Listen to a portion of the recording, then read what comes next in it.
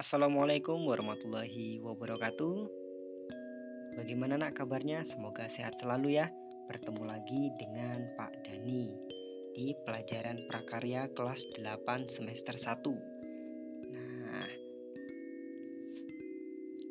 kita akan melanjutkan materi yang kemarin, yaitu yang lanjutan yang kedua. Oke, kemarin kita membahas tentang apa? Tentang kerajinan bahan lunak. Nah, di situ kemarin dijelaskan bahwa di dalam kerajinan bahan lunak ada kerajinan bahan lunak alam dan ada juga kerajinan bahan lunak buatan ya. Nah, sekarang silahkan disiapkan bukunya, dibuka di halaman 12. Di situ ada jenis dan karakteristik kerajinan bahan lunak. Oke, yang pertama kita akan membahas tentang bahan lunak alam.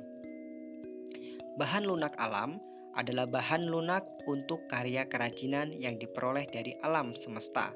Dan cara pengolahannya pun juga secara alami, tidak dicampur maupun dikombinasi dengan bahan buatan. Nah, contohnya seperti yang ada di gambar, yaitu ada tanah liat, ada kulit, ada getah nyatu, bubur tisu, dan floor clay. Ya, seperti ini gambarnya. Kemudian selanjutnya bahan lunak buatan. Bahan lunak buatan adalah bahan untuk karya kerajinan yang diolah dan dicampur dengan zat kimia tertentu sehingga menjadi lunak, lembut, empuk, dan mudah untuk dibentuk. Nah, seperti ini contoh dari bahan lunak buatan. Ada apa saja? Ada polymer clay, ada gips, ada fiberglass, ada lilin, sabun, dan parafin ya. Bisa dilihat gambarnya kan? Kemudian selanjutnya ada bahan lunak alam. Yang dijelaskan tadi ada tanah liat. Tanah liat memiliki warna yang beragam, tetapi semuanya merupakan warna natural tanah, yaitu coklat. Ada yang berwarna coklat muda, tua, atau coklat keabu-abuan, serta coklat keputihan. Setiap warna bergantung pada kandungan dari masing-masing tanah tersebut. Kemudian di sini masih penjelasan dari tanah liat tadi, ada kulit. Kulit berasal dari kulit hewan yang sudah tersamak sehingga mudah dibentuk. Kemudian kulit ada yang berwarna hitam, putih, coklat maupun krim, sesuai dengan hewan yang dikuliti. Kulit alami jika terbakar akan berbau sate. Kulit tidak tahan air. Jika terkena air akan merusak struktur dari kulit itu sendiri. Kemudian ada getah nyatu. Getah nyatu merupakan getah dari pohon nyatu yang berwarna putih. Warnanya yang putih memudahkan untuk diberi warna-warni. Warna yang digunakan berasal dari pewarna alam, sehingga warnanya pun natural, tidak secemerlang warna buatan. Jika ingin dibentuk, getah harus dimasak terlebih dahulu agar lunak dan elastis. Jika dipanaskan, akan melunak, tetapi lama-kelamaan akan mengeras. Ada floor clay. Floor clay ini berasal dari adonan tepung yang dilumat hingga kalis dan mudah untuk dibentuk. Floor clay juga dicampur dengan air. Kerajinan dari floor clay ini tidak tahan air, karena jika terkena air akan mudah rusak.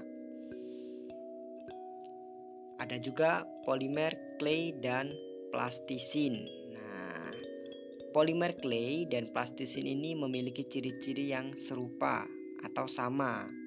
Memiliki aneka warna yang cerah dan berstruktur pada lunak. Yang membedakan hanya pada polimer clay tidak mengandung minyak, sedangkan plastisin itu mengandung minyak. Pada saat pengeringan, polimer clay dapat mengeras, sedangkan plastisin tetap seperti semula.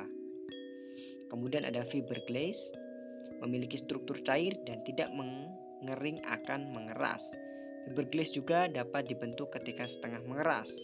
Kerajinan dari fiberglass ini dibuat dengan cara dicetak atau dicor.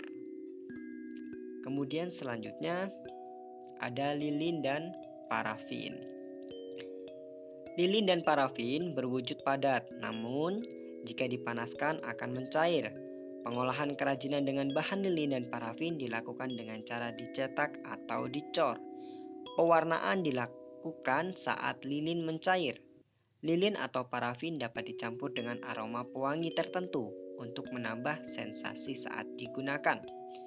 Lelehan lilin atau parafin yang terbuang dapat dipanaskan dan dicetak kembali, jadi tidak sia-sia. Kemudian ada gips. Wujud bahan gips adalah bubuk dicampur dengan air menjadi adonan yang kental. Adonan inilah yang akan mengeras jika didiamkan. Oleh karena itu, pengolahan dari gips harus dengan cara dicor atau dicetak. Pewarnaan gips biasanya setelah produksi jadi. Gips mudah pecah sehingga harus berhati-hati saat berkarya dengan bahan yang satu ini. Ada selanjutnya yaitu yang E, ada sabun. Sabun itu berwujud padat sehingga dapat berlangsung diukir saat padat. Sabun dapat pula diparut atau dihaluskan dan dibentuk seperti floor clay. Sabun yang didiamkan akan mengeras. Pewarnaan sabun dilakukan dengan mempertahankan warna sabun atau dapat pula ditambah biang warna saat sabun dibuat adonan. Baik, setelah materi tadi sudah Bapak jelaskan, selanjutnya Bapak akan kasih kalian tugas. Pada kesempatan ini ada 3 tugas yang harus kalian kerjakan. Yang tugas pertama di halaman 16, dalam proses kerajinan bahan lunak terdapat 5 syarat perancangan benda kerajinan. Itu disebutkan ada 5 apa saja ya, ada di halaman 16. Selanjutnya silakan buka di halaman 18. Dalam kerajinan bahan lunak alam terdapat kerajinan keramik. Nah, yang pertama, sebutkan alat produksi pembuatan keramik. Ada apa saja alatnya? Silahkan disebutkan. Kemudian yang B, sebutkan beberapa contoh produk kerajinan dari tanah liat. Nah, hasilnya ya nak ya. Itu ada juga di buku, silahkan nanti dicari dan dikerjakan. Nah, contohnya tuh apa saja nih dari tanah liat yang sudah jadi gitu. Nggak usah tanya lagi Pak soal ditulis apa enggak, soal wajib ditulis dan langsung jawab ya. Dikerjakan di buku, difoto dan dikirim melalui aplikasi Classroom. Nanti jika sudah selesai akan Bapak koreksi dan akan Bapak kembalikan ke kalian sehingga kalian nanti bisa melihat hasilnya berapa. Mungkin itu saja yang dapat Bapak sampaikan. Jika kurang paham atau kurang jelas, bisa hubungi Pak Dani melalui WhatsApp, bisa di grup ataupun chat personal. Baik, terima kasih. Bapak akhiri. Assalamualaikum warahmatullahi wabarakatuh.